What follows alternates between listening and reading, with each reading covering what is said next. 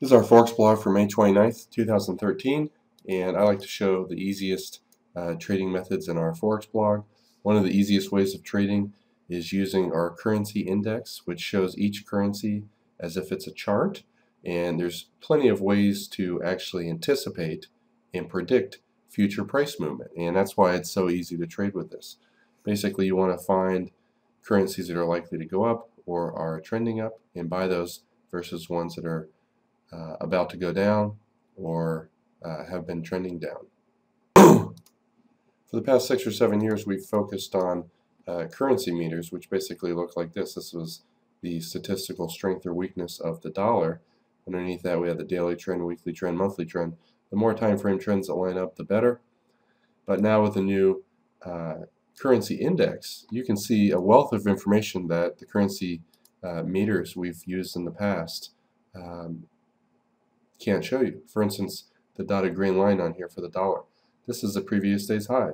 So when it breaks out here, a lot of the time, you'll have a continuous trend. But if it breaks out and fails and comes back into the day's range, this is an incredibly predictive place to look for sells because it had a false breakout. The dollar is strong, but it was not able to break out. And a lot of times it comes down, finds support at the hourly in gray, and then tries again, and usually the second or third time it busts through.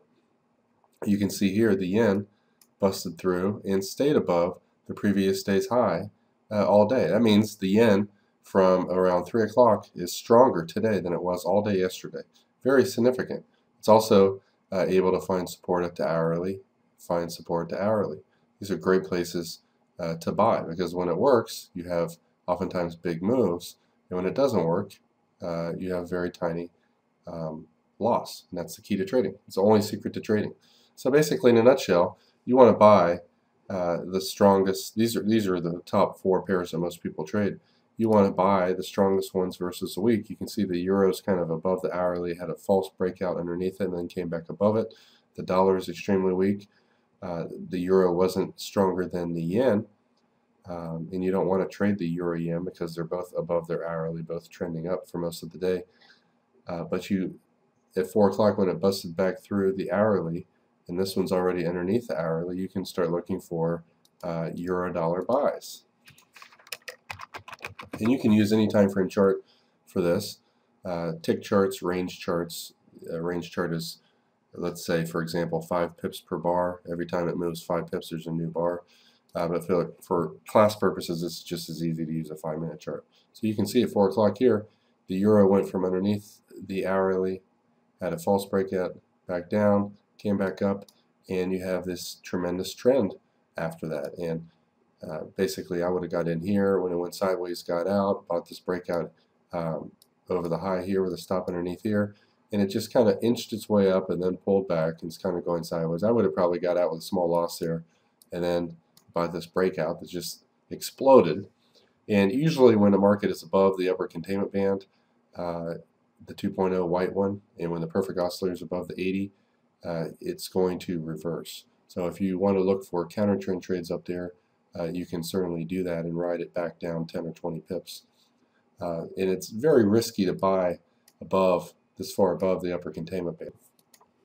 I will generally buy pullbacks to within 10 to 15 pips of the white 2.0 band, but I am not going to be buying 30 or 40 pips above it, just because, when you buy a pullback, it's so far above, this is exploded up too much, it's very likely to pull back.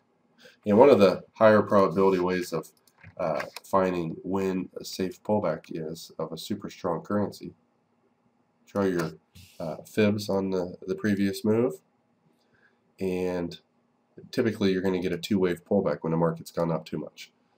So this thing exploded up, you have 1 wave down, 2nd wave down, and usually somewhere between the 1st and 2nd fib targets of that 1st wave is a pretty decent place to get in. And even if you got in here and held for about an hour and made 20, 25 pips, 25 pips is half of what you need per week to double your account every 2 months. So that's a very useful tool. Now, obviously, the yen was much stronger, and you can use, standard trading methods. In other words, when it's trending up, wait for a pullback, draw a trend line over that. When it busts through here at 3 o'clock, pretty high probability one to buy. You can see the pound was in a very narrow range, rectangle pattern. Had a false breakout above its previous day's high, and you can see once it came back into the range, it trended down all day. But it had a very tight range when it busted through to the downside here at 545, 550. This one is above its previous day's high, and it's experienced a decent pullback. It doesn't get any better than this. You have a breakout to the downside. A currency is already strong and has pulled back, allowing you to buy a dip. You know, you buy the pullback. That's my favorite trading method. When you see a pullback in strong currency, you buy it. Basically, there's two entry methods we use on either the currency indexes or the chart. Pullback trades or little sideways rectangle patterns. You know, the longer the better. Here's a nice 2 or 3 hour rectangle pattern in the dollar. Breakouts of those tend to give huge moves. But anyway, at 545, the pound yen is one of the higher probability trades. And I would guess that this probably went 50 to 100 pips on. You don't know ahead of time if that's the case. But when one currency is exploding down, the other one's super strong. Here's 545, and you can see on the chart, this currency had a false breakout above the hourly earlier. In other words, there was some selling at the hourly, there was some selling at the hourly. We have new lows from the previous swing low, and at 545 we have basically a nice little pullback on the chart. And with a perfect oscillator, when the trend's down and the perfect oscillator hits the upper Bollinger Band of the perfect oscillator, it's usually a very high probability place to get. Alright, so let's take a look at some of the other currencies you could trade. We'll look at all 8. There's so many different patterns that become very predictable. For instance, double tops, double bottoms are usually very highly predictable, and when the daily and weekly trend is so weak like this, you have a double top here at 10. What currency is likely to go up at 10 or is trending up very strongly? Well, the yen's kind of been up all day. The euro or the Swiss is above its previous day's high. If the New Zealand breaks out over last week's point of control, the price most traded, that could be a good one. So we'll take a look at selling the Australian yen, because the yen is so strong. Even if the yen goes sideways and this one pulls back, you're going to get probably a 20-30 pip move at that time. So let's take a look at the Australian yen. Like I said, right around that 10 o'clock time. And first thing you have to notice is the perfect oscillator is at the upper Bollinger Band. And you have a nice little kind of trend line underneath here. And basically you short with your stop right above the high. And most of the time it's going to make a fib target move down, which is somewhere down here. And you can also, when you see the perfect oscillator go underneath the Bollinger Band of the perfect oscillator, when it pops back out, usually that's a pretty decent place to get out. It's not likely to go more than 10 or 15 more pips, and it's kind of going sideways right here. So you have a nice, beautiful 30 or 40 pip move. And this is where showing the actual range chart is going to make even more sense. Range charts, again, are they're made up of X number of pips per bar. In this case, there's 5, and allows you to get in with a much more precise entry. So here you can see a range chart, which gives you a wealth of information that a normal chart doesn't. For instance, basically anytime you get a 3 to 5 bar pullback, this is a 5 pips per bar range chart, and you get 1 bar that's down, you can put your stop or your entry here with your stop 1 pip above the bar's high. You can see that bar goes down, the next bar goes down, you move your stop near break even, and when it comes up and stops you out, you have a very small 2 to 3 pip loss. Then the next time you get short right here, you can see at a higher high than before, you can see price pretty much immediately moves your way.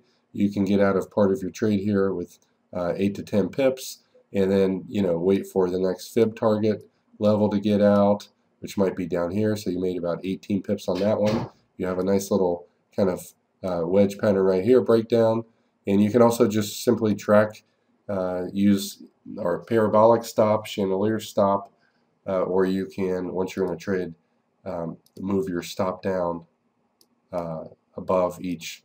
Every time it makes a lower low, move your stop above those little consolidation areas. And typically, the farther down it goes, I would expect a reversal. So, you know, when it kind of goes sideways, up, down, up, down, up, down, next move down, if it doesn't explode down, you want to get out probably right there. But you get out of this trade at 97.20, and this last entry would have been up here around 97.60. You made 40 pips while risking about 5 to 8 pips.